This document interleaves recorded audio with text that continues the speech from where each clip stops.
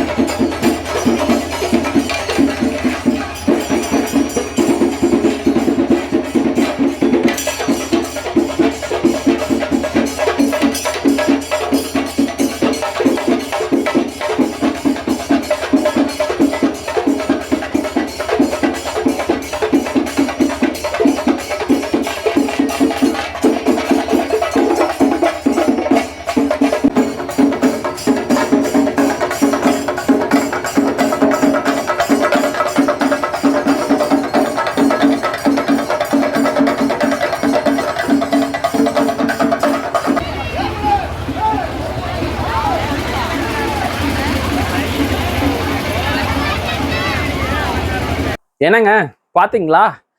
So Kerala மேளமும் அந்த கேரளா ட்ரெடிஷ்னலும் பார்த்தீங்கன்னா பார்க்கவே ரொம்ப சூப்பராக இருந்துச்சு. ஆக்சுவலாக அந்த அலங்கரிக்கப்பட்ட செட் இருக்குல்ல, அந்த செட்டோட பேர் என்னன்னு எனக்கு தெரியல. ஓகேங்களா? ஆனால் அந்த பேக் ட்ராப்ஸ் பார்த்தீங்கன்னா எவ்வளோ பெருசு. இதோட இன்னும் பெரிய பேக் ட்ராப் வச்சிருக்காங்க. ஸோ அது அந்த இதை பார்க்க அந்த செட்டை பார்க்குறப்ப பார்த்தீங்கன்னா ஒரு பிரம்மாண்டத்தை ஏற்படுத்துது. அதுவும் அதை தூக்கிக்கிட்டு ஆடும் பொழுது பார்த்தீங்கன்னா அடேங்கப்பா என்னமோ ஒரு பில்டிங்கே ஆடுற மாதிரி இருந்துச்சுங்க. அப்படி இருந்துச்சு அது பார்க்குறப்ப, பக்கத்துல இருந்து பார்க்குறப்ப அப்படி இருந்துச்சு.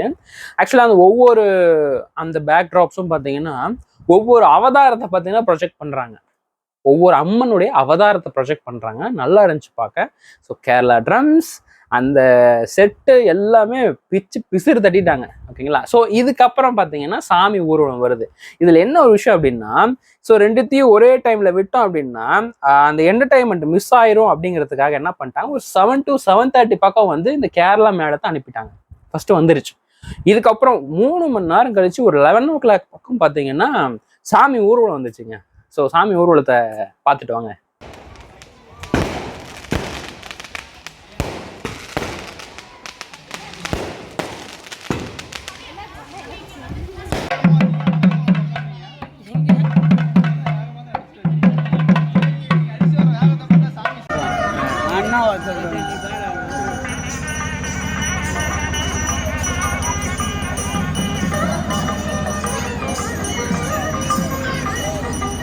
எங்க அவரு கேட்ட பாத்தியா? என்ன மாதிரி ஒரு வார்த்தை கேட்ட பாத்தியா?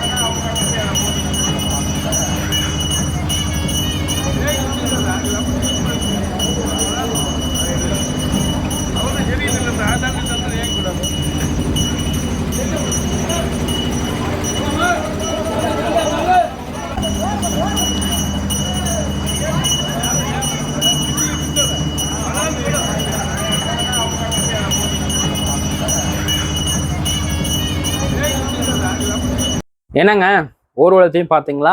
ஸோ ரெண்டுமே தரமாக செஞ்சுருந்தாங்க. ஸோ இப்போ அடுத்ததான் நம்ம என்ன பண்ணுவோம், இந்த ஊர்வலத்தில் நடக்கக்கூடிய ரிவ்யூஸை தான் நம்ம வந்து பார்க்க போகிறோம். என்ன அது?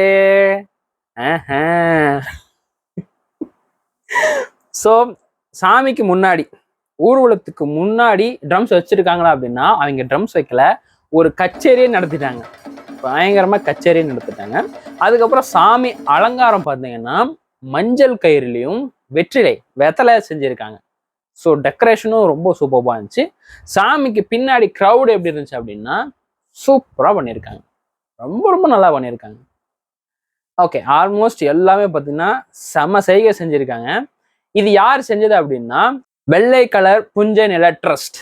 ஆமாங்க, ஆக்சுவலா இவங்களுக்கு ஒரு பேட்ச் இருக்கு. அதாவது 2014 to 2017. ஓகேங்களா? அந்த வருஷம் பேட்சை சேர்ந்த மெம்பர்ஸ் தான் இந்த புஞ்சை நில ட்ரஸ்ட். ஓகேங்களா? ஸோ இவங்க எப்படி இந்த ஃபங்க்ஷனை அரேஞ்ச்மெண்ட் பண்ணியிருக்காங்க அப்படின்னா, இந்த ட்ரஸ்ட்ல இருக்கிற மெம்பர்ஸ் சம்திங் நிறைய பேர் இருக்காங்கல்ல, இவங்க ஒரு சீட் அமௌண்ட் மாதிரி பார்த்தீங்கன்னா இந்த ட்ரஸ்ட்ல வந்து கலெக்ட் பண்ணியிருக்காங்க. வருஷம் ஃபுல்லாக இதை கலெக்ட் பண்ணியிருப்பாங்கன்னு நினைக்கிறேன். ஸோ கலெக்ட் பண்ணின அந்த அமௌண்ட்டை பார்த்தீங்கன்னா அந்த ட்ரஸ்ட் மூலிமா சீட்டை இது பண்ணி அமௌண்ட்டை கலெக்ட் பண்ணியிருக்காங்க. ஸோ அந்த அமௌண்ட்டை வச்சு தான் இந்த அளவுக்கு கிராண்டா செலிப்ரேட் பண்ணியிருக்காங்க. பயங்கர கிராண்டு. தூக்கி சாப்பிட்டாங்கன்னு வச்சுக்கோங்களேன். பயங்கர கிராண்டா பண்ணியிருக்காங்க. கிராண்டை தவிர வேற ஏதாவது வார்த்தை இருந்தால் கமெண்ட் பாக்ஸில் சொல்லுங்க, அது அவங்களுக்கு பொருந்தும். ஓகேங்க, உங்களை அடுத்த வீடியோவில் மீட் பண்ணுறேன். பாய்.